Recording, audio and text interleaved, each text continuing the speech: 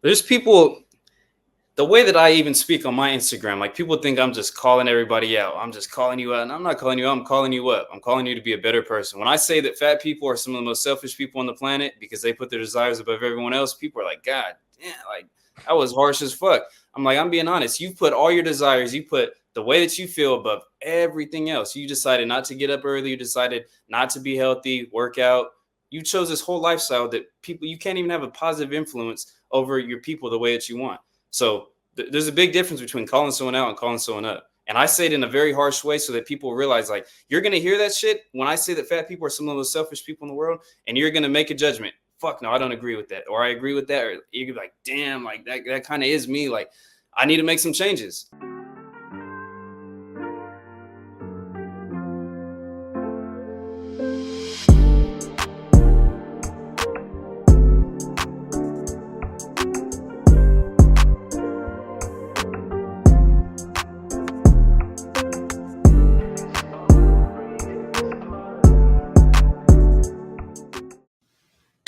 What's up, y'all? So, look, let me just go ahead and keep it short with you.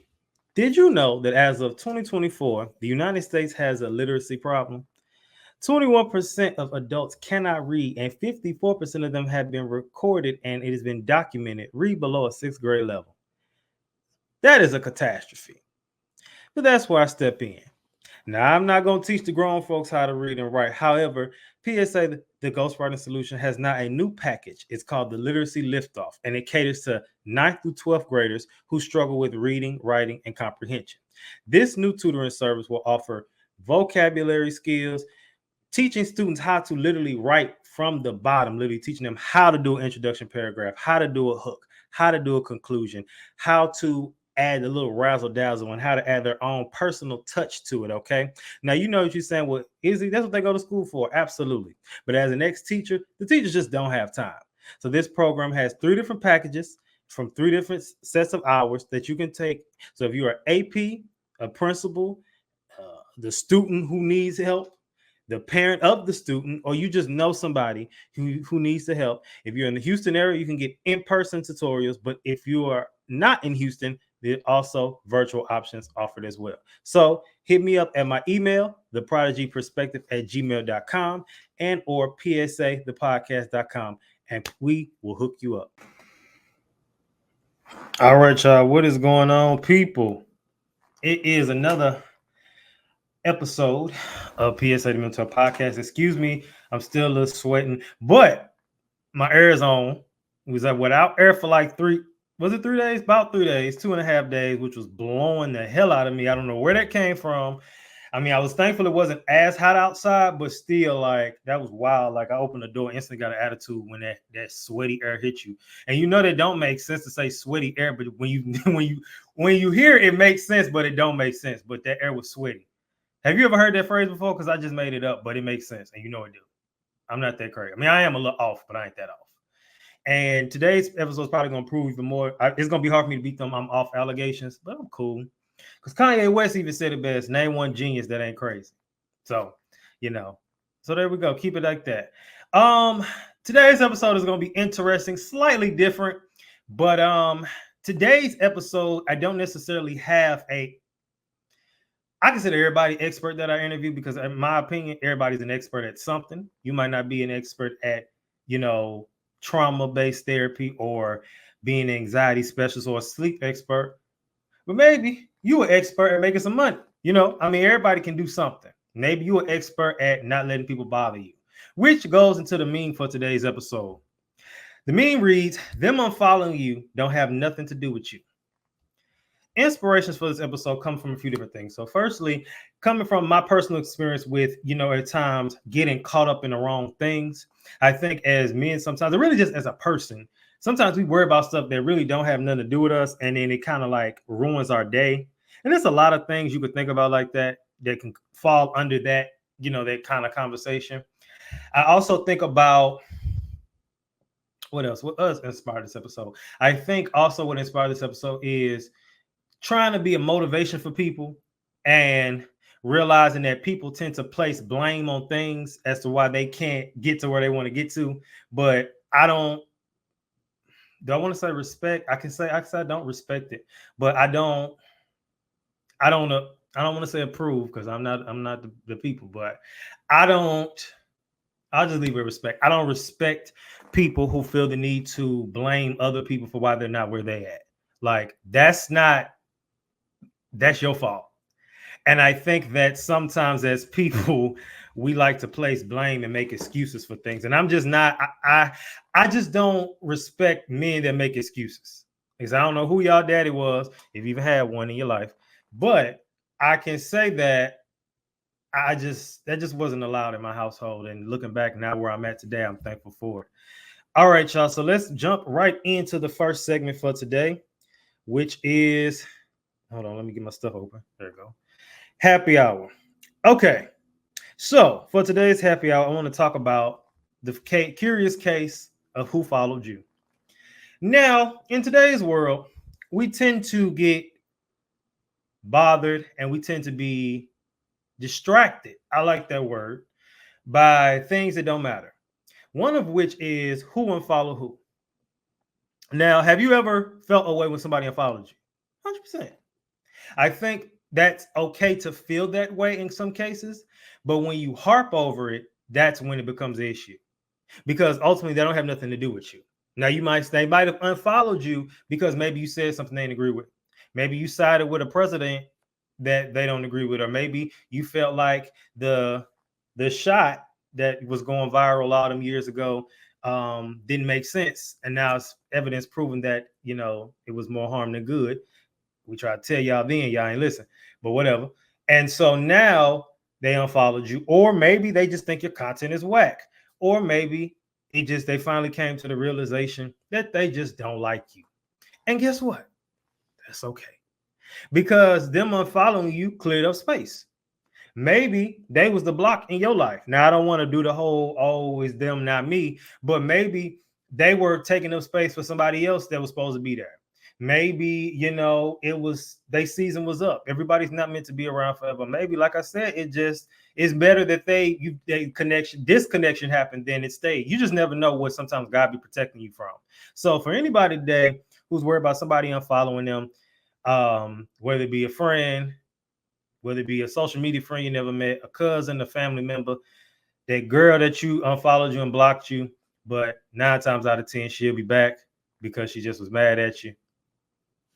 Don't worry about it because that's usually the case too. But what I want to really push on is that energy you used to care about that. We talked about this a few weeks ago with the people pleasing episode, and we talked about the not giving an F budget. We have to determine, is this something we should say? You have 5 F's to give for the week. Do you want to spend one of your F's on that? Remember, you have a budget. I don't know what your budget is. Some of y'all got a budget of 3. Some of y'all got a budget of 5. Some of y'all got a budget of 25. That's too many. You don't need that many in a week. Just saying. And if you and following that blueprint for a week will help you, I suggest you do it because a lot of times, like I said, we worry about the wrong stuff. I'm just saying. Okay, so that's enough of my rant for today. I'm sure another one gonna jump out during this episode. But I have a great guest today. Now, this person who I've done my research on, and I saw some things that I found quite interesting because based on his content, he seems like a person who likes to let people have it. Now, not one of those people who does it from an angle of I'm just being mean, because I seen a video going around that was talking about some of y'all like being brutally honest, emphasis on brutal. They just like being mean. I don't get that vibe. Now, if you get offended, that's your business. But I don't think this person has that in mind, even though, and some people could argue some of us need to be offended at times, but whatever. But anyway, I think that his goal is to help men. I think his goal is to get them to think outside the box. I think sometimes we may get offended because of his age, because a lot of older people will look at age and be like, oh, I'm not listening to that person because they're this age, but age doesn't always define maturity. And also, the older generations think that the adult is always right. And my lifestyle, especially with the people older than me, have proved that. So somebody else who I feel like is wreaking havoc on social media right now in a good way. And I think as he continues to grow, we're going to see a lot more of him and a lot more of his story. We're going to get into it today, actually right this second. So let me introduce my name twin today. My boy, what's going on? What's good, my boy? What's good? So obviously, I know your name. We got the same name, but for Yeah. the people who can't see, because of my audio people, can you tell the people what's your name, where you're from, and where you live now? I'm Izaiah Dillon, man. I'm from Stockton, California. So I looked it up recently too. It's one of the top 10 most dangerous cities in the US. Everybody's like Compton this, LA that, Chicago. I don't want to hear none of this. Stockton, California is one of the craziest cities. So I came from there and now I'm living out in the Middle East out here in Turkey. Oh, you in Turkey? Okay. Now I'm gonna talk. Okay, I'm gonna talk about it now. So we talked about recently because one of my a YouTuber that I follow, Ricardo Smith, he's public, so it ain't like he hiding it. He went to Turkey to get his hairline redone, Yeah. and apparently somebody else that I know through the grapevine just got that done. My homeboy talked about it on my podcast not too long ago. And hey, do you know anybody personally that has come to get that done? Yeah, I know a couple dudes on Instagram. Yeah, they pulled up out here. I mean, that's what people do. That's what Turkey's known for. That for real. People come out here, get their hairline, get their hair good. I know actually, yeah, 2, 3 people came out here, got that done. So, I mean, if somebody got issues with their hair, it's the spot to do it. Now, we've on my podcast we've talked a lot about like surgery enhancements and things and different things that I said I don't agree with in general, but especially for men. And I don't need this. Let me throw it out here. I don't necessarily need it. I'm not necessarily against it though. I don't know. Mm-hmm. I feel like that's one of the surgeries that if people get, I could kind of understand. Mm-hmm. Like some people may say you just need to embrace being bald, and I could see that too.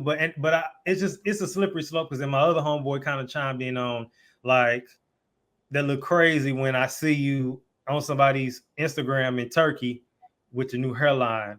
So I'm indifferent. Like I said, I'm neither for nor against. I'm just kind of on the fence. But what's your take on it personally? You don't really care. I mean, I don't really care. If you want to get your hair done and your hair look nice, get it done. But I think there's a bunch of other internal aspects you got to focus on to build your confidence as a man versus all the external shit. Exactly. And I think that's what we want to harp on. But it also aligns with what we talking about today with being worried about the wrong stuff. Mm-hmm. Okay, so good stuff. Now tell the people what it is that you do. All right. I am a coach. I teach mindset, training, and nutrition. When people hear that, they think I'm just going to give you a workout plan, a training plan. That's the surface level of what's going on. What I'm doing is I'm teaching people how to have the highest level of confidence and appreciation for life. And once you truly admire who you see in the mirror, you're able to obtain that. Until then, you're faking, you're going to external substances, external clothes, jewelry, whatever it is to try to build that confidence in yourself. But if you were to lose everything, you got shaved bald, you lost your clothes, your house, your car, and everything. Who would you see in the mirror? Who would you be? You would be your daily habits and your mindset, the person that you've created. That's what I work on creating with my people is the best version of themselves by changing their habits and their mindset, aligning it with their goals and who they want to be. Okay, good stuff.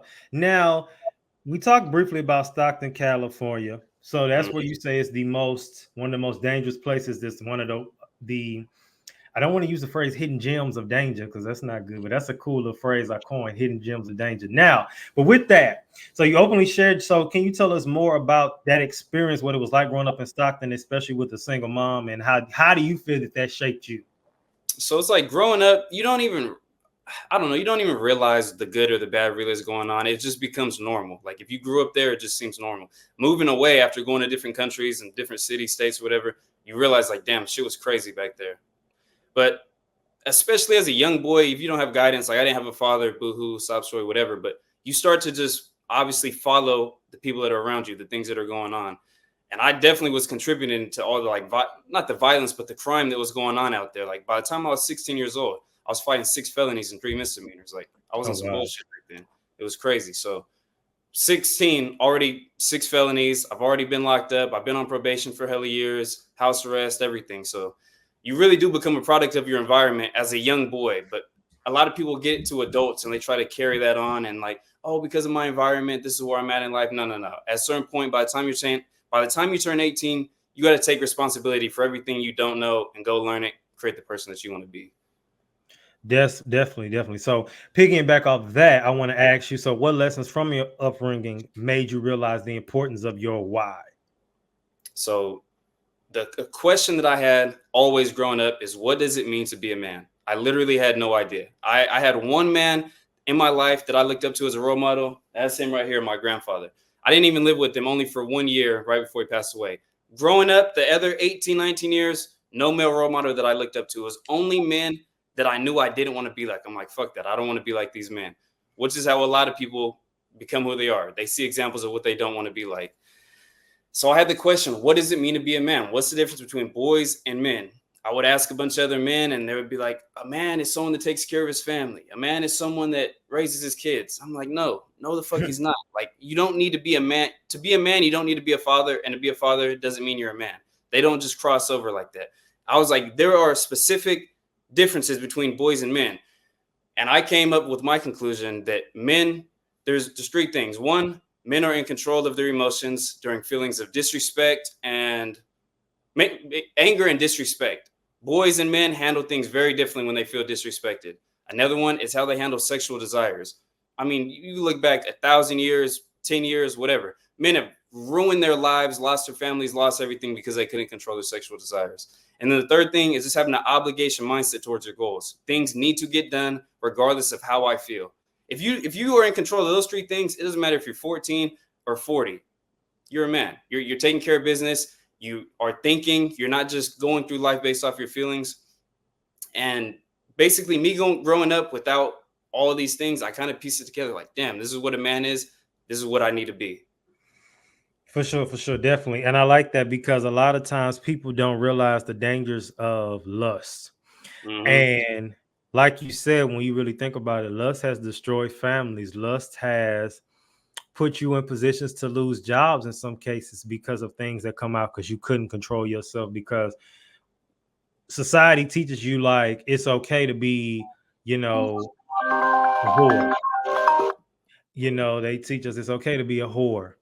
It's okay to be, giving yourself to everybody like that. Teach women that that's not okay for them. But then on the flip side, they'll tell men, well, it's okay to do that because you're a man. Like, it's okay to just, get everybody you want when you want. I heard somebody say one time, we just talk about what it was. There was a conversation about masturbating, and it was a Mm-hmm. group conversation. And dude was like, well, yeah, but I mean, I do it all the time. I'm young. And I was just like, no, I don't think that's okay that you do that all the time. And you think that because you're productive, that, oh, it doesn't matter. But my logic is, what if you could be even more productive than what you are now if you didn't do that all? You know what I'm saying? Where it's just you're a slave to something, and you're a Exactly. slave to that. And at this point, if I'm gonna be a slave to something, I'd rather be a slave to, I know what is right, what is righteous, and I'd rather be a slave to that than a sexual desire or money. So even that, I don't want to get ahead of myself, because my next question is, in today's world, men are often worried about status, money, and external success. So how do you help men identify when they are focusing on the wrong things in life? Look, it's a problem that I had, and it's a problem that millions of men have. They want all men want the same things. Men naturally want to be protectors and providers, but men focus on the wrong things. All this external shit, like the clothes, the jewelry, all kind of stuff, man. Shoe game, all this, and they just kind of try to build to their confidence who they are as a man, kind of making this character. We need to focus on our daily habits and our mindset. Literally creating a man that you respect in all areas. Like, if you were to lose everything, like I said before, your clothes, your jewelry, your watch, everything that you thought was cool and made you who you are, if you lost all that shit, who would you be? How would you value yourself? You got to value yourself based off what you do every day and what you think, what you're able to provide to yourself in the world. Definitely. I agree. I think that that's something I don't think people put into perspective. They don't think about the end until it happens, unfortunately. And Mm-hmm. it's like, once I done lost everything, now I have to see who I really am. And a lot of people, we caught up in the wrong stuff. And it's like, I just hate seeing, I hate just even that with the shoes. Like, don't get twisted. I'm a shoe person, right? Yeah. But at one point I came to a realization, I still got a lot of shoes, but it was Yeah. at one point where my logic was, now, the people, and again, people like what they like. Now, I can understand if you're making money from it, like a content creator who has the hundreds of shoes, and it's the design, they got the rooms for the design, and this is where their content, the shoe or fashion or whatever. But a lot of us normal people having 70, 80, 90 pairs of shoes, it's like, what are you doing with that? And even me, I still have a decent amount, but not that many as I was going up to, because it's like, I'm not a shoe content creator. You know what I'm saying? We make money in every way now. So I don't want to jump ahead of myself because I got to challenge what we talking about today just for the spice of it all. But I think that's just something I kept in mind for me, which worked for me, and something that I want people to just take into account. You might say, forget what I'm saying altogether, but you can't say you wasn't warned, and you can't say the information wasn't presented. And like I said, that's my thing. All right. So now I have 2 words, and I want you to give me your take on these words, and there's no right or wrong answer. Are you ready? Let's go. The first word is offended. It's just feelings. People get offended by a lot of the shit I say. So you get offended because it's probably true. And coach. Someone that everyone should have. A coach. You should have a coach in many areas of your life. All right. So the definition of offended is resentful or annoyed, typically as a result of a perceived insult. I'm a wordsmith. I like that word, perceived. Yeah. Because you perceive that don't mean that was the case. And then coach, a person who instructs or trains a performer or a team. So you were looking for definitions or my opinion? No. I asked for your opinion, Okay. then I gave the actual definition. So yeah. All right, bet. So now let's go to the next segment, which is what does this have to do with mental health? All right, now you talked about growing up pretty, you lived a wild life. So doing my research, I found out you were tackled by the police, and it marked a pivotal moment in your life. Can you take us back to that time and how it shifted your mindset and priorities? First, why did you get tackled? What was you doing? All right, I got to build up to the story, so let me build up. Like I said, most of my problems in life came from me trying to value myself externally. Like I wanted to feel cool, I wanted to look cool. I'm young, like we out there, man. I'm trying to have shoe game. I'm trying to have a chain. I'm trying to have jewelry, a couple rings on me. Like that's what everybody wants. We're trying to be young and fly, and that's what I was after. And I didn't have no money. We grew up hella poor. I remember very few times where we really had a full fridge and like life wasn't terrible. I mean, problems are so subjective compared to what you're comparing it to, but regardless, I wanted more than what I had. You feel what I'm saying? So I started off stealing. I would go steal little shit from Walmart, get some little clothes, sweats, whatever, me and my homeboy. And then we'd start stealing more shit. And you keep doing shit like that, you get away, you build confidence. Kept doing that shit. We ended up getting to a point where like, fuck, we need to get some better shit. Some Nike, some Polo. Like we trying to pull up to school looking clean the next day, little track suits and everything. That's what we was on back then. So we figured out, we were like, the little ink tags, little on clothes. If you steal it, you break it, the ink go all over you. Yeah. We're like, take those off. We're trying to figure out how to take them off. We go on YouTube, and it's like it's a special kind of magnet.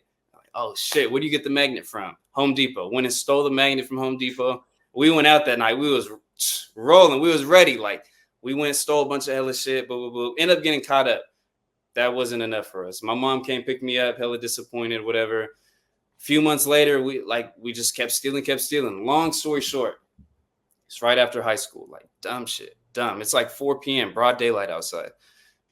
I don't know how we came up with the idea, but we're like, we're about to hit a lick. Like we got to go hit a house. We got to come up on something. If anything, we're just going to run away. You're not going to catch us. I mean, we got caught a couple months ago, but we still had the confidence because we got 30 wins, 1 loss, whatever it is. You know what I mean? Long story short, we go knocking on some doors. Boom, boom, boom. Someone answers. We're like, hey, is our friend here? Nope. Alex doesn't live here. I'm like, oh, okay. Go to the next house. Boop. Hey, is Alex here? No, Alex lives here. All right, well, we got the wrong house. Dumb shit. Hella stupid. We end up getting to one house. No one answers the door. We knock again. No one answers the door. And the way that the house was set up, you could like peek into the garage and see if there was a car. There wasn't a car in there, so we assumed that no one's there. We walk around the back, open up the gate. Now we're in their backyard. Heart's pounding at that point. Like, shit's real. Boop, boop, boop. This dumbass motherfucker I'm with, stupid. He grabs a golf club that was in the backyard. Bam! Shatters the motherfucking window. I mean, imagine that shit. 4 p.m. Like, you're going to hear that shit blocks away. Like, you just shattered this fucking window. He grabbed the golf club and, like, clear out the bottom. So we, like, jump in. You feel me? Jump in, run in. Long story short, nothing's in there here. Pounding on the front door. Slide out the window we came. Jump 3 or 4 fences. Running down the street. Cop car comes. Sliding around the corner. Literally screeching his tires. Long story short, he fucking tackled me on the ground. That literally right there, I'm like, damn. I'm literally laying face on the concrete. He's putting handcuffs on me. I knew shit just got real because I just got caught for some real shit. Like this isn't no little petty theft. Like I just broke into someone's house. So caught my first 3 felonies right there and a misdemeanor. Okay, so much to unpack there. So, Yeah. well, thankfully you here today, and you're not in jail because how old was you at the time? 15, 16. Okay, right, because you would say, okay. So even with that, like I look at it like I hate to turn that into a sermon, but I have to because it's like us in real life where we get away with stuff so many times. And I believe that God will let you get away with it for a certain amount of times. And then, all right, see, that was the grace. You ain't listen. Oh, that was grace. Oh, see, okay, now I got to show you what's going to happen because you said several times in that story, gotta call, you build your confidence getting away with stuff. And you didn't heed the warnings because even leading up to that final moment, there was times it got sticky and you probably was like, we shouldn't did that, but you let your flesh win like, nope, I'm gonna do it again. Nope, I'm gonna do it again because I ain't get caught. You in your mind, I feel like your conscience, I feel like your spirit man was trying to tell you like, this ain't right. Look, chill now. You didn't got away this far. Just chill out. But you said, nope. And sometimes people need those extremes for it to really hit. Yeah. I'm gonna tell you my story. One time when I was in high school. It wasn't that extreme. We had a homeboy that stole, and that was just his thing. So we was hitting up stores, and he was an expert at it. Like I ain't gonna lie, we was getting some stuff too, and we was like kind of putting it in the bag. We had hit a lick on like 2-3 different stores, but being greedy, you went to that fourth store, did it again, and then somebody had caught us. Now they put their names on the thing because on the camera I wasn't caught stealing, but I was with them. And one time I did slide a thing in the bag, but they ain't see that. But it was just after that, even though I had barely did anything. See me, I learned after the first time. So, but see, certain people, like you, there's two different extremes. You was on the other side of I'm gonna keep doing it. So when you got in the back of the police car, before I even ask my next question, you got in the back of the police car.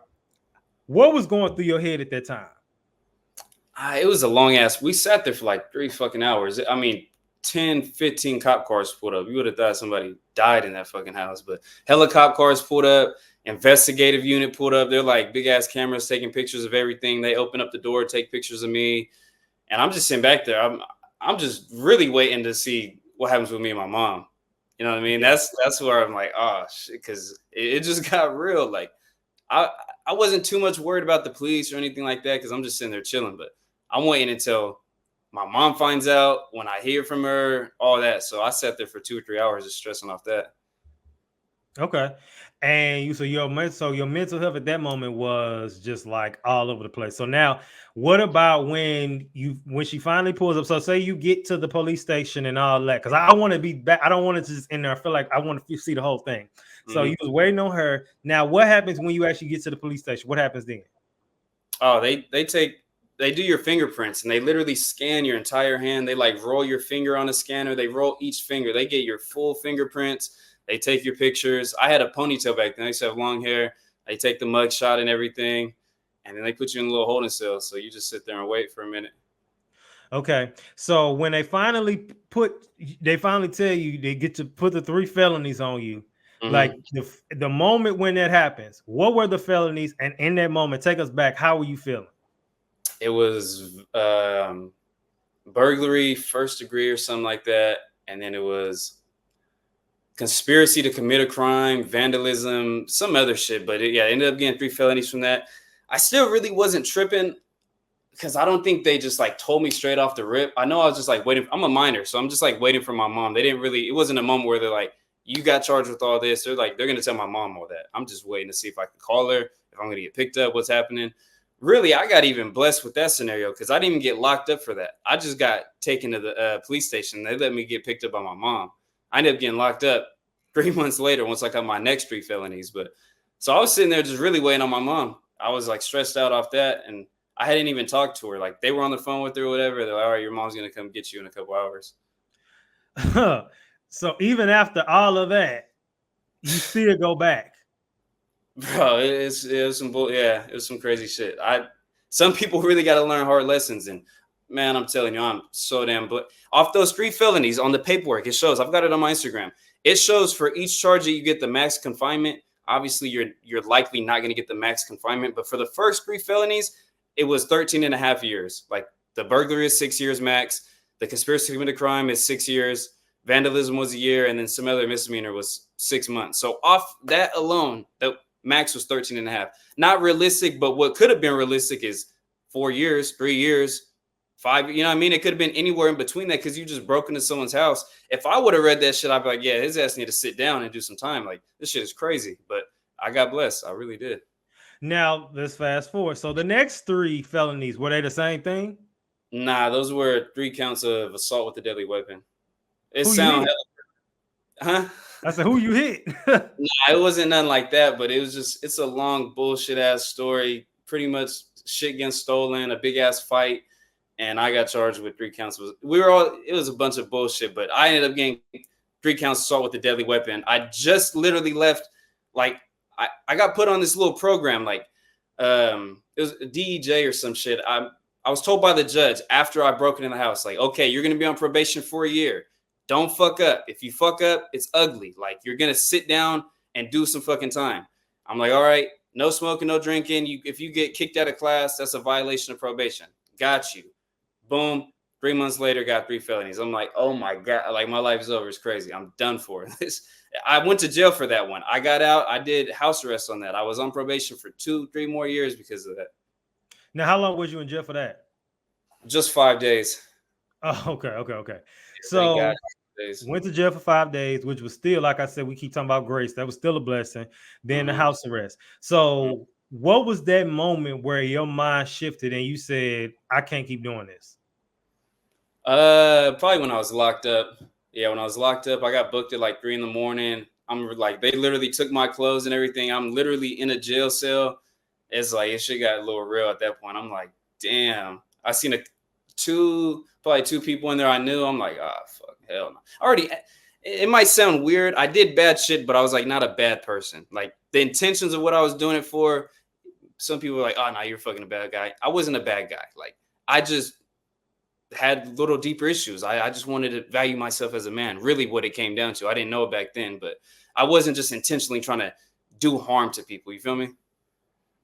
But see, it goes into once again, you were trying to fulfill that void, but you were doing it in the wrong way. You were doing it to feel that, like I said, you getting clothes, shoes, and things. Of course, I'm sure you was getting food too, but it was kind of like somewhat of a Robin Hood mentality, not really giving to the poor because you was the poor, but you were doing it for the sake of your mental mindset because you did want to look fresh. Of course, those are selfish reasons, but you also was trying to get food and things. Your mama and them didn't have food, so it was like I don't want to live this way, and it was a perverted sense of you wanting more, and which is nothing wrong with wanting more, but the way you went about it wasn't the right way. But look at where you are today. So, which actually leads to the next question because easily, which is why I kept pushing that out. A lot of people chase the superficial. That's what you were doing. You were chasing the superficial. And even now, we may not always do it from the stance of we want to steal from people, hit people's windows with golf clubs, things of that nature. Also, that's a lesson for somebody. Just because somebody don't answer the door don't mean they're not there. It's plenty of time people that knocked on my door and I just didn't answer. The car wasn't here either. They just wasn't here. Didn't feel like answering. My mama lives by the logic of if you didn't call me and say you was coming, I'm not answering the door. So that's a message to somebody. Not obviously he's where he's at, so that ain't for him. But for some people out here that still like to steal, because there's some people that at this age still got sticky fingers. Because some people don't steal because they ain't got it. They just steal for the thrill of it, which is a problem. Now, but for the regular people who still are chasing the wrong things, who still want that void feel, whether they chasing fitness, fame, looks, money, whatever, but neglect the inner work. You as a kid, you didn't have a father. You know what I'm saying? That makes sense. It's not right, but it makes sense. How do you approach coaching men to focus on mental and emotional health over the external markers of success? So it's just real simple. It's like I went through this extreme ass 6 felony story of me trying to validate myself on some external shit. Even once I got arrested and I showed up junior year of high school with my ankle monitor on. I already went through all this shit. I'm like, I don't want to live this life. I still felt cool with that motherfucking ankle monitor on when I went to school. It was weird. I got videos on Instagram. Like, You see it in my face. Like I feel and look cool because I got this shit. People are gonna be talking about me, whatever. Look, most people aren't breaking into houses to get money to validate themselves, but most people are validating themselves off what they wear, off their job, the next promotion, the car that they drive. Don't validate yourself off none of that shit. Validate yourself as a man, as a human, as a person, of what you do every day, what you think, aligning your daily habits and mindset with the person that you want to be. And that's what I teach. I teach people to create the best version of themselves. Stop taking back steps every day. Like, there's a perfect saying that like just really clicked with me. Imagine a week, 7 steps. I would take 7 forward steps or 5 forward steps and then 2 big ass back steps on the weekend. 5 steps forward, 2 big ass back steps. Look at how much ground I kind of made and then went back, kept going back and forth. Because every weekend I would get drunk, I would drink, smoking, vaping, all this dumb shit. I kept taking back steps. I teach people how to stop taking back steps and then start creating the best version of themselves, physically, mentally, and just aligning their habits with who they want to be. Because that's how you really value yourself as an individual. Now I'm gonna read this information and I'm gonna speak on that. So how this topic aligns with mental health. The first one, it says it reduces the risk of burnout by shifting focus from external validation. According to Avoid Burnout, Focus on What Really Matters from the Mayo Clinic, constantly chasing external validation like promotions or social status can lead to burnout. Men who realign their focus on internal goals such as personal fulfillment and well-being are less likely to experience mental exhaustion and burnout, which significantly improves long-term mental health. Let me speak on that. So you made the comment about you feeling excited because people looking at you like, oh, he a rebel. Look at him like he broke the rules. But how does it feel now? I want to shift that. How does it feel now for people to still look at you in this way as this different person? Because you ultimately, once again, you wanted the things that you have now, but they're still you just had the perverted version. So how does it feel now for people to look at you from a positive angle in that same way? They may not look at you from the bad boy rebel. Look at him, he's got the ankle monitor. Now they're looking at you. Look at him leading the change. Because how old are you? 23. Okay, so you still young. You know what I'm saying? You 23. How old so you have a bunch of different clients. How old is your oldest client? 20 about 28. Okay, you little bro, you know what I'm saying to him. So you little bro teaching him, you know what I mean? So now you went from having those same eyes look at you from a negative stance to now that same attention. Not saying you trying to garnish attention, but you getting those same people to look at you from that way of like, look at what he doing. Because that was the same concept. They're doing the same thing now. I don't know if you realize that they're doing the same thing now. They're looking at you still. They still looking at you with a, being proud of you. Because even with the ankle monitor, somebody was proud of you. They probably weren't the right proud, but they was proud of you. So it's kind of the same thing of you still doing things, but now you're actually helping people and you're actually helping to create change versus creating chaos. Does that make sense? Mm-hmm. So you're saying, how does it feel now? Yeah. I don't feel anything because I used to validate myself off this shit. That's what I'm saying. I used to validate myself off other people's opinions. That's fully what it was. I don't care, but I genuinely just want to change people's lives. Like, I wholeheartedly wake up every day happy and fucking fulfilled. There was a point in my life where I got out of Stockton. I'd been on my 10th country. I never even thought I would leave the fucking States. I'm on my 10th country. And I call my mom. I'm like, Mom, this is the happiest I've ever been, but I'm not fulfilled. It was the weirdest feeling. I felt like that for like a year and a half. I didn't know why. It's because I was living this pleasure-filled versus purpose-filled life. Now, all I wanted, I got both, happy and fulfilled. What else would a man want? Like, I'm living every day chasing my purpose.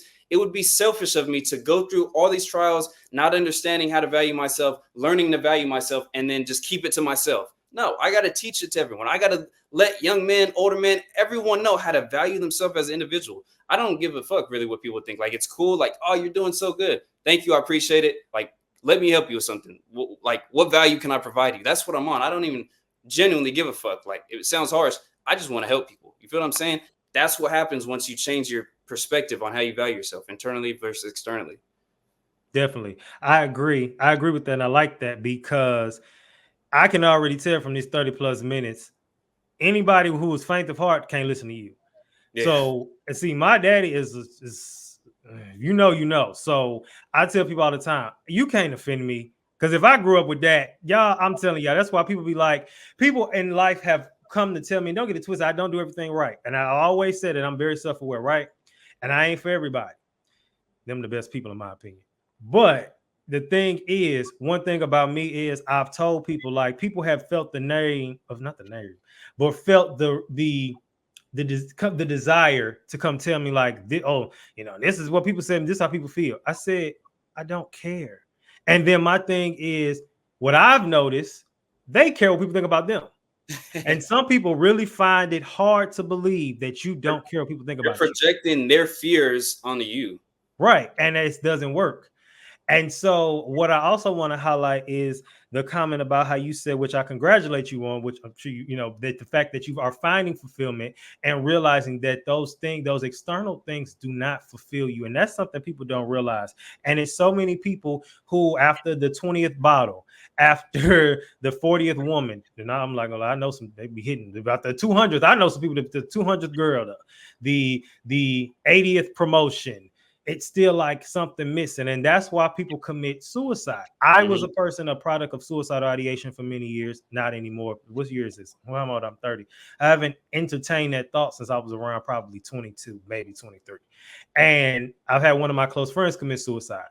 And with this being around the time of Suicide Awareness Month, I think that people like you are needed, because a lot of people need to, and I say this as someone who used to struggle with that. We have to shift our focus. You know what I mean? Of course, for me, it was my combination of me growing my faith and my relationship with God, along with therapy simultaneously. Everybody's, it might be different, but one thing that it was is finding my God-given purpose and my fulfillment and who I was called to be, and shifting from that. And so I want to really push that this episode, because a lot of people don't have that. And this goes to my next point. It says how this aligns with mental health. It promotes authentic relationships by prioritizing emotional connection. The Cleveland Clinic article, The Importance of Emotional Connection in Mental Health, explains that men often prioritize financial career success over meaningful relationships. By shifting their focus to emotional connections, men can develop more authentic relationships, which studies show are crucial for reducing loneliness and depression. Now, with that, because that sounds bad, but let me explain. This is not just getting somebody because you're lonely. This is not just being in a relationship because we are meant for companionship. But what I want to pick on is, at this point in life, I'm sure a lot of the people you're connected to now are much different than the people you were connected to back then. 100%. What is your take on, what is your advice to someone who wants to level up? They still have that relationship they know they're not supposed to be in. They still have those friends they know they shouldn't be around, but they just don't have the confidence to shake from that. What would be your advice to somebody like that? Because there's many people like that. The first step is to drop the vices. Whatever a vice is, anything that makes you feel good in the moment that you regret later. I don't care if it's masturbation, drinking, smoking, vaping, staying up late, procrastination, whatever it is, drop those vices, because those are holding you back. If you're trying to walk forward, the quickest way to start walking faster forward is to get the person that's fucking holding you back. You feel what I'm saying? So just picture it like that. If I'm literally holding your shirt, why are you going to try to run faster? Turn around, get me the fuck off you, and then start walking. You're going to walk faster that way. And then you need to work on your self-development process. As soon as you wake up in the morning, I teach a very simple process. As soon as you wake up, you read, you self-reflect through journaling, because there's something very special about a pen and a paper. If you were to write down in that journal regrets/improvements, you're going to come together with the list that no therapist, no mentor, no coach, no friend could come up with for you.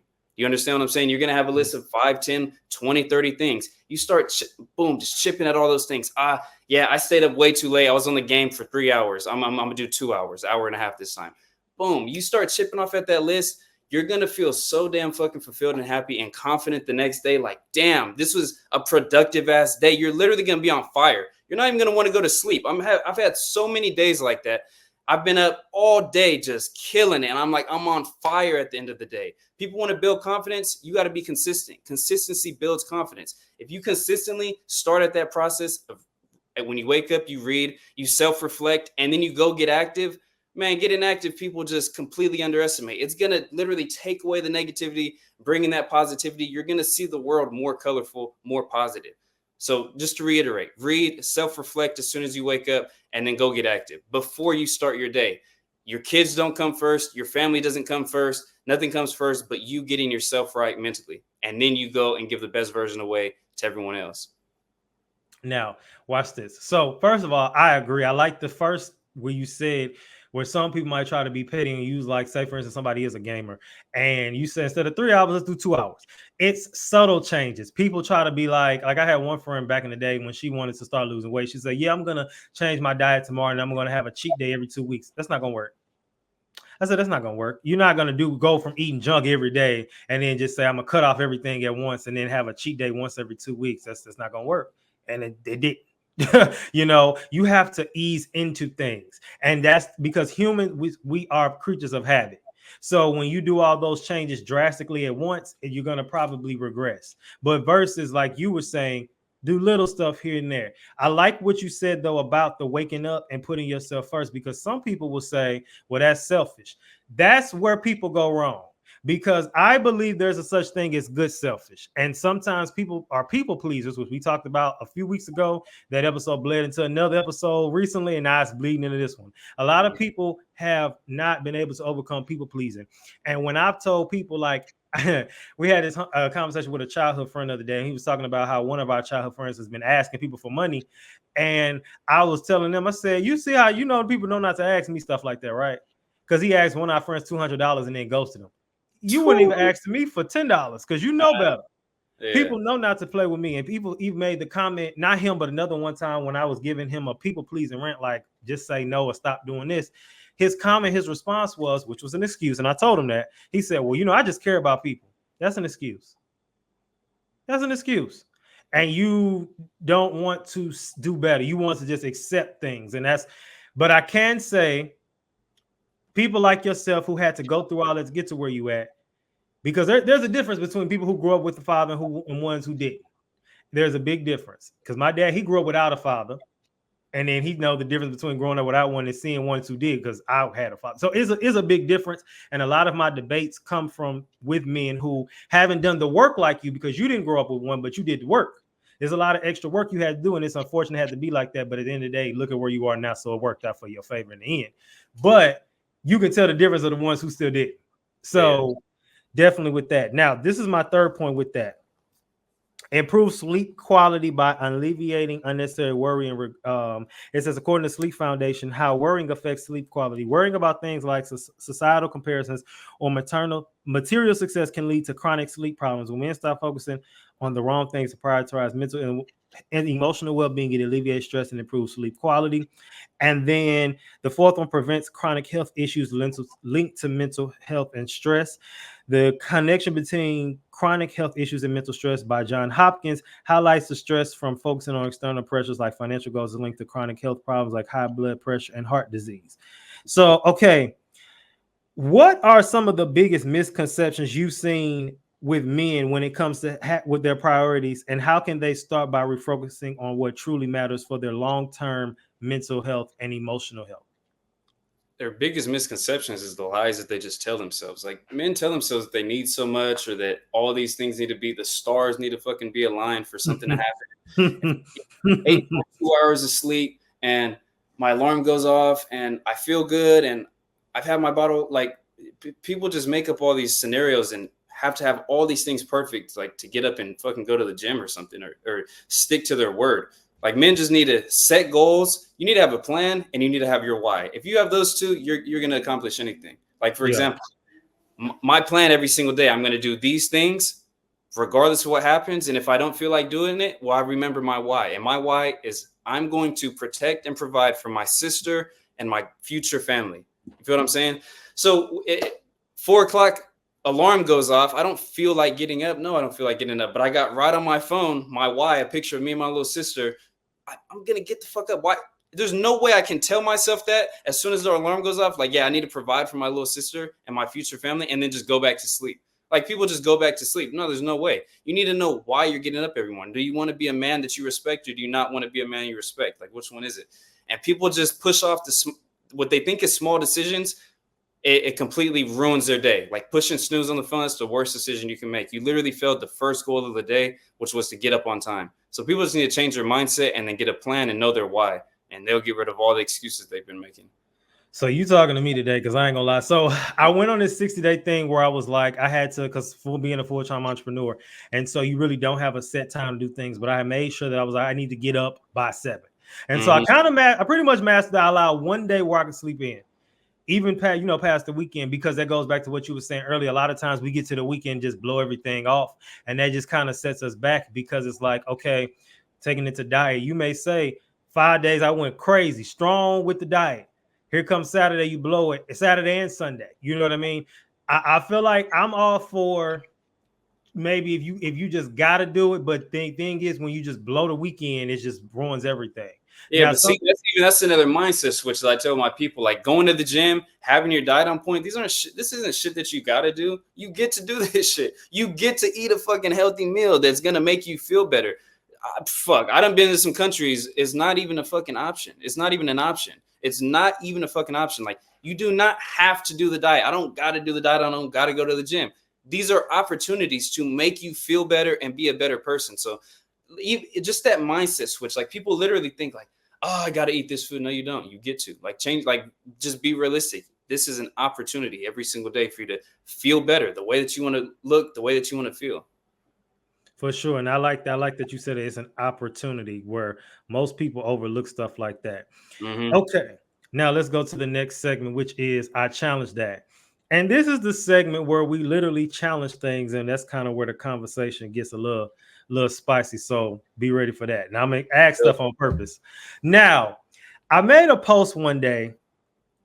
Okay, so let me ask you this, and I know the answer is yes. It's a short yes or no. Do you feel like people are worried about other people's business a little too much? Yeah. There are websites, there are social media platforms, and things like we think about in the Black community. We know everybody know the Shade Room. Everybody know what's another one? Gossip. Everybody knows Ball Alert. All these things that keep up with people. You take time out your day, and we've all been, maybe not you, but I'm a little older, so we've all been, wasted our time on those pages. Whether it was looking at something we didn't look at, commented on something, things like that, right? Are there times where I'm gonna ask you, should be worried about somebody else's business? And I got a story for you in a second, but I'm asking you your take on that. Should we be worried about other people's business? Yeah. Maybe friends or a loved one. Okay. I like that. Okay. Now, I had somebody, I was in this like little, I guess you could say like a little Bible study group a while ago. Okay. And basically I have my podcast. This was like years ago. And I was posting some content. With content creating, you have to be provocative. You have to be polarized. You have to stand. Yeah. And as you see, like if you my take on my faith and beliefs and things, and just this is who I am, and people respect it, even if you don't agree, they like, I respect it because you're, I'm unapologetically yourself. So this one guy comments on it, and he DMs me, and he says, "Hey Izzy, I have a question for you." Go ahead. And he says, "Did you leave the faith?" I said, "No, what do you mean?" He said, "Well, I've noticed your clips that you've been posting for your podcast, and none of them talk about God in any way." I said, "Okay, I understand that." I said, "But the purpose of the clips, which is what I just explained to you." He says, "I understand that, but I think you're missing it was one of those passive aggressive, like a white woman, but then they act like they saying something. They act like they're not saying nothing. Like, you know how they do it. And then if you blow up, they looking like, where you're overreacting. Now, I didn't, because I didn't take the bait. But I was just like explaining to him, like, why I did what I did. He was like, "Well, I understand that, but I think you're missing the point. And I think that you need to refocus it to have that be the center message, because people are missing out." I said, "Thank you for your opinion." And he then responds and says, "If you need help, let me know." I didn't respond to that. Now, I went back to my people of authority and people I look up to, and not saying that because I'm the type person, which I feel like you made a comment earlier, which I really like. Everybody needs a coach. Everybody needs a mentor. So I went to my spiritual pastor and mentor. I'm like, what is your take on this? And he was just like, his response was exactly this: "You can't be worried about everything everyone says, because just because they say it with undertone, or with the undertone of they're trying to help, does not mean that they are actually there to do that." And I think in that moment, although I knew what he was doing, I got caught up in my emotions and I let him get to me, because he was sent to get under my skin. Now, he don't realize it, but I recognize that. And he was worried about, his intentions was trying to help, but he did not do that. He actually, tried to pick things apart. So now I say all that to say, what is the difference between someone who's calling you out with the intentions to help versus someone who's just being a critic? There's people, the way that I even speak on my Instagram, like people think I'm just calling everybody out. I'm just calling you out. And I'm not calling you out. I'm calling you up. I'm calling you to be a better person. When I say that fat people are some of the most selfish people on the planet because they put their desires above everyone else, people are like, God damn, like that was harsh as fuck. I'm like, I'm being honest. You put all your desires, you put the way that you feel above everything else. You decided not to get up early. You decided not to be healthy, work out. You chose this whole lifestyle that people, you can't even have a positive influence over your people the way that you want. So there's a big difference between calling someone out and calling someone up. And I say it in a very harsh way so that people realize, like, you're going to hear that shit when I say that fat people are some of the most selfish people in the world, and you're going to make a judgment. Fuck no, I don't agree with that. Or I agree with that. Or you're like, damn, like that kind of is me. Like, I need to make some changes. And that's exactly why I say the shit I say. So with that, so say for instance, because I do believe people can misinterpret what you said. And like I said, we use the definition of offended.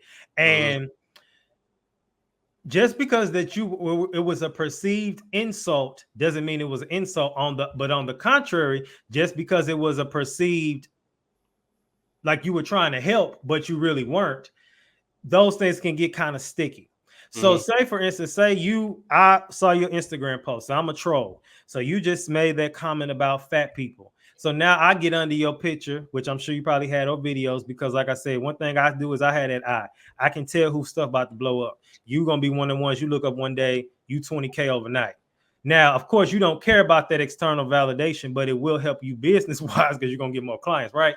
But with that, say I'm one of the trolls that you're going to get, and I say, oh, well, you're talking about, oh, fat people, I'm selfish because I'm fat. Well, what if I have not a mental disorder? What if I have a disorder where I can't lose weight? So you're one of the rarest people in the world. Okay, what's another one? What else they gonna say? They gonna say, because they got offended, you're talking about me being fat, but what if I like looking like this? Or or you're being fat phobic, which I think is crazy. But you're being fat phobic. They put that label on you. You're being fat phobic. You're attacking me because of how I look. Because everyone's not meant. I love that one. Everyone's not meant to be fit and skinny.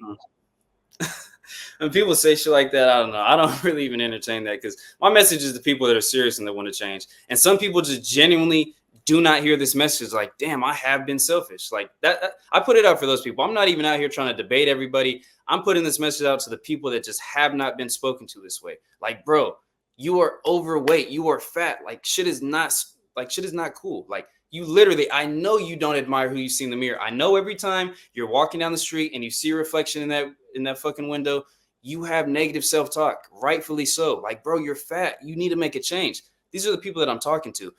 I mean, the people that are just like, you're fat phobic, I mean, they're fully committed to their fucking lifestyle. I'm not even going to try to change that. I'm just talking to the people that haven't heard it, that have literally been lied to by their family, their friends, like, oh, well, at least you're not that fat. I'm talking to those people because those people just haven't heard it.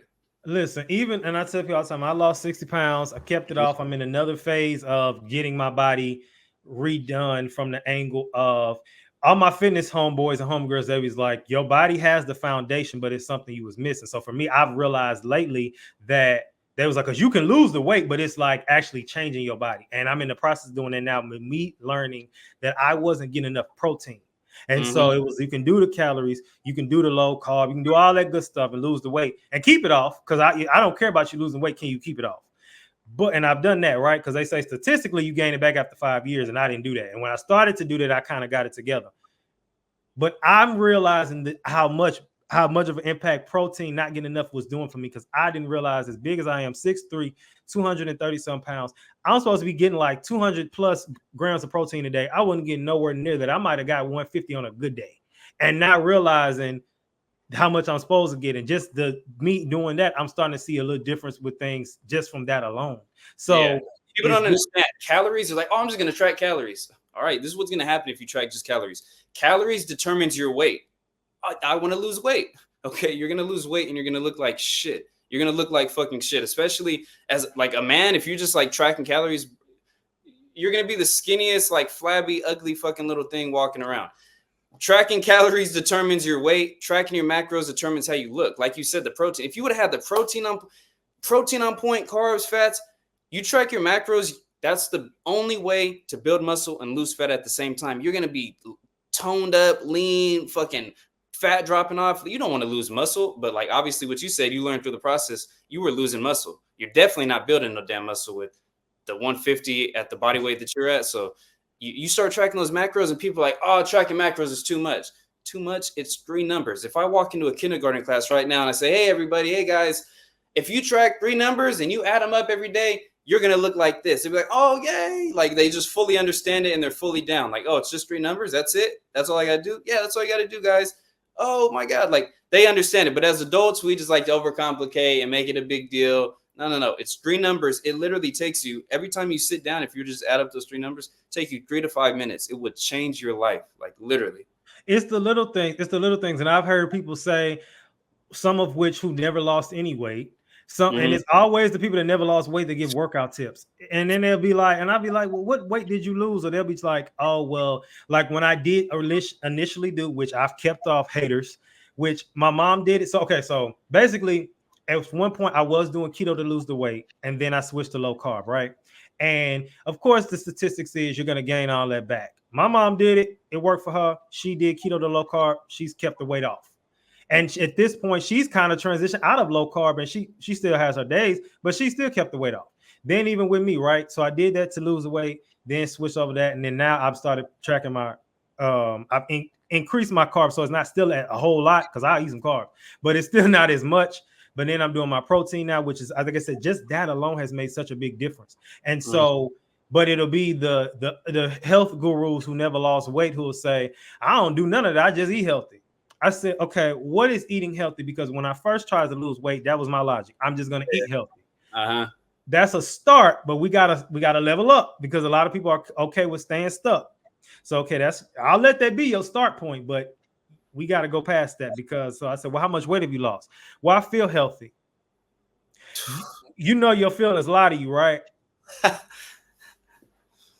So I don't know, but that will be here all day. So I'll move on past that.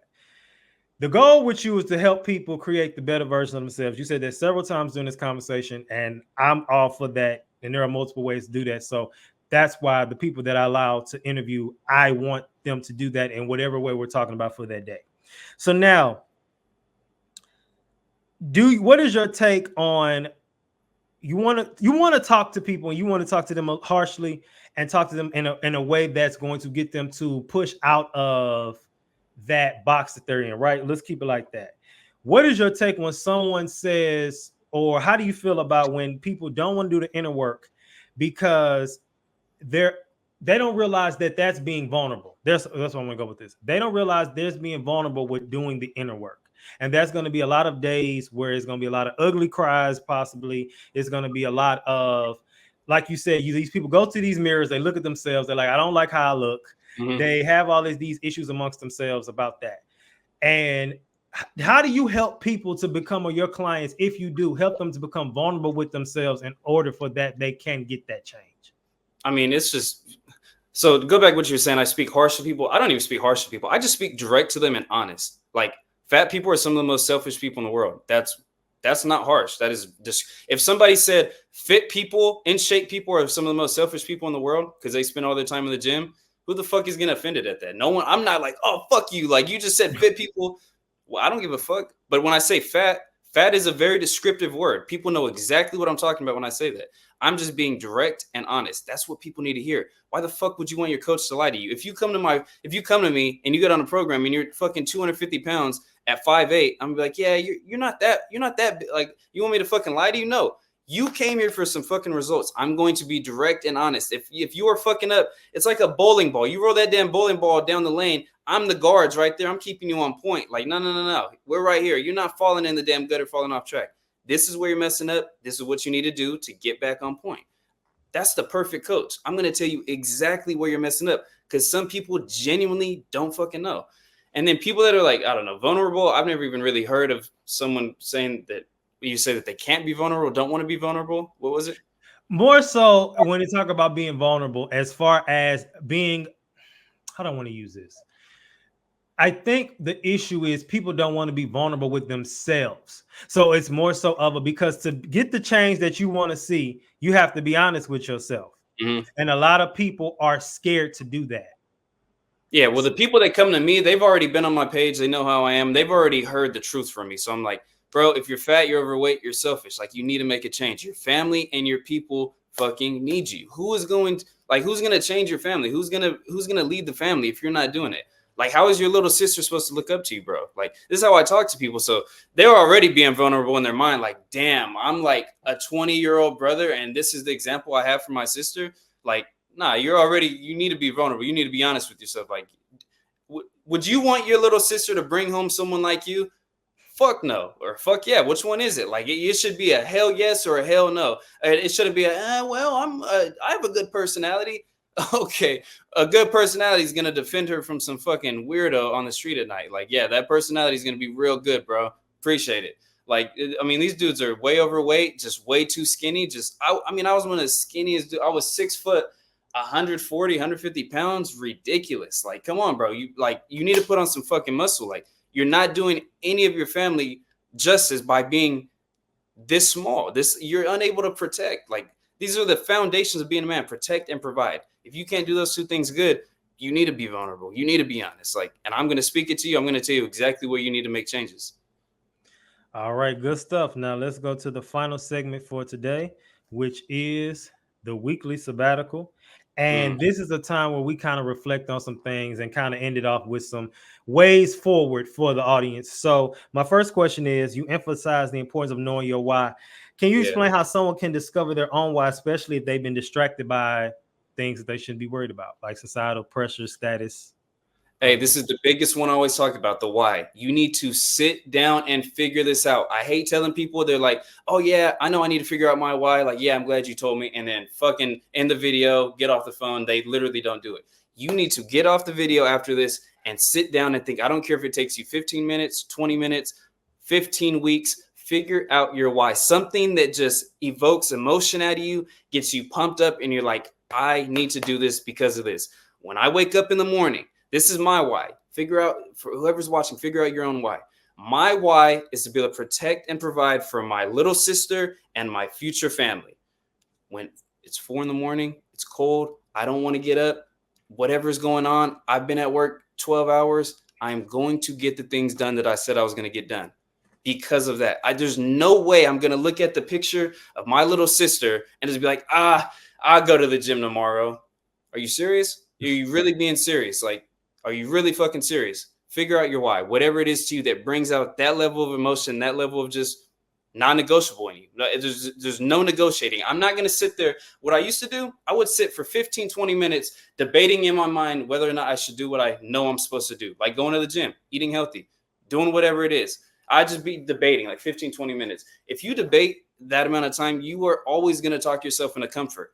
I don't debate at all. I debate 2 seconds. I look at my phone. I'm like, oh, debate's over. I'm getting up. I'm going to the gym. Debate's over. I used to debate for 15, 20 minutes. I'd be sitting here in my room, just continuing going on Instagram, just debating, scroll, debate, scroll. No, none of that shit. So figure out your why. That's what people need to do. Figure out however long it takes, but just genuinely be serious about it. It's going to give you all the energy, the motivation, discipline you need to stick to your goals, to your plans. Definitely. I like that. Now, when it comes to mental health and overcoming distractions, what are some daily habits or practices that you follow to ensure that you focus on what truly matters? Now, I like to name some because I pay attention. Your sister, that's your inspiration. You definitely talk about, you say you used to debate with yourself for 15, 20 minutes. Now you don't only debate with yourself for 2 minutes. So that's good. Now, I don't want you to give away all your recipe because they got to pay for, the good stuff. But what else can you share today what you would do to do that? To do what exactly? To make sure that some of your daily practices that keep you focused. Every single day, I get up, I read, I self-reflect through my journal. What do I regret? What can I improve on? Boom, I got a list of 3 things. Knock those out tomorrow. It's not going to happen tomorrow. It's not going to happen tomorrow. And then I go and work out. Kill a workout. The food's got to be on point. What do you do with the food? I'm just going to eat healthy. No, you're not just going to eat healthy. You're going to figure out. Don't worry about the keto, the carnivore, the vegetarian. You need to know your macronutrients. It's very simple. Do not overcomplicate it. You can do the other ones if you want, those other diets and shit. Those are more for mental and different shit. To lose weight and look the best, feel the best, proteins, fats, and carbs. You track those every single day. If you don't know how to figure it out, look it up, find a coach. This is what I'm for. You literally pay me to save you time and to keep you on point to get your goals. If you are tired of waking up every single day, not admiring who you see in the mirror, you see those fucking love handles or you see that bird chest, that shit is affecting you in all areas. You literally look at yourself 3-4 times a day in the mirror. When you wake up, when you go to the restroom at work, when you get home and you shower, don't you want to like who you see? If you don't got a girl, wonder why. Like, would you want to be with you? There's just so many simple ways that you can just know that you're messing up in areas. Like, are you who you really admire? Would you want to be with you? No. Pay someone like me to literally keep you on track, get the results, and just stop wasting all this fucking time. You're going to try 13 different diets before you find one that works, when I'm going to give you the perfect one for you to get you to the body that you want. Definitely. Okay, good stuff.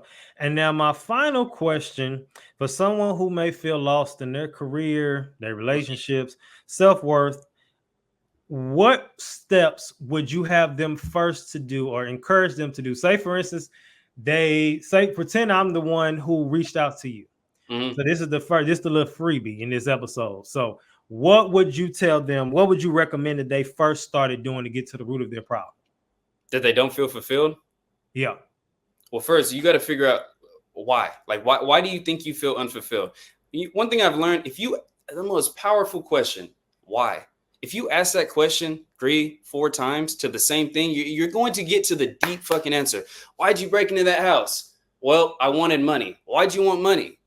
I don't know. I want nice things. Why do you want nice things? I've never really had them. I want to feel good. Damn, look what we just fucking got. Yeah. Little Izaiah fucking breaking into houses because he just wants to fucking feel cool. He wants to validate himself from somewhere. Damn. Look where we got. So you got to ask yourself why. Really ask yourself why. Ask it 3, 4, 5 times. You get down to the deep answer, and then we can start moving. All right, y'all. Final question for challenge for my audience. Were you worried about that don't have nothing to do with you? And also, I could add to that, what are you worried about that don't have nothing to do with you? And what are you worried about that's keeping you from being who you want to be? Because like you said, when you do that deep dive with yourself, and I'm talking to the audience, when you do that deep dive with yourself, you'll get to the root of why you're doing things you do. And honestly, that's what life coaches and therapists, that's their job. You know what I mean? They get to help you see. You need that biased perspective sometimes because a lot of times when we had this episode and everyone's different, I'm an advocate for therapy, but on a few weeks ago, we had a virtual panel and a lot of the men said that they couldn't pay nobody for advice. But my stance on this, they said they have their friends for that. I tell people all the time, your friend is not a licensed professional and your friend is not going to be, it's going to sometimes, most cases, be biased. So you need that outside perspective from someone to help you get to the root of that stuff and help you see things. And, whether it is a stranger who don't know you in some way, there's many ways you can go about it. But I think that is imperative for men in this society, especially like you said earlier.